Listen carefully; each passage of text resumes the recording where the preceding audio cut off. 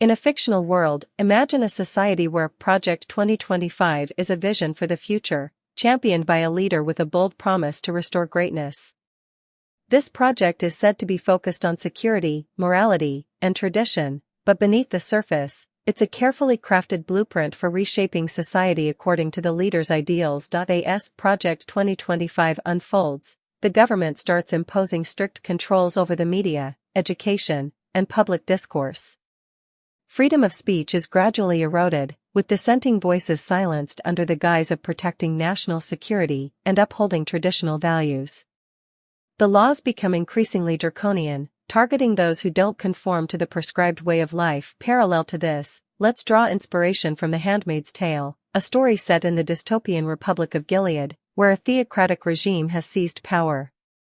In Gilead, the government uses a distorted interpretation of religious texts to justify its oppressive rule, subjugating women and enforcing rigid social hierarchies. The story of Gilead shows how quickly freedoms can be stripped away when a society becomes complacent and allows fear and extremism to dictate its course. Similarly, in this new vision of Project 2025, the erosion of democracy happens subtly at first, with changes that seem small but gradually lead to a complete transformation. The separation of powers is weakened, with the executive branch gaining unprecedented control over the legislative and judicial branches. Elections become less about representing the will of the people and more about maintaining the power of the ruling elite. As the government tightens its grip, personal freedoms are increasingly curtailed. People are required to adhere to a strict moral code dictated by the state, and those who deviate are punished severely. Surveillance becomes ubiquitous, with citizens constantly monitored to ensure they don't step out of line.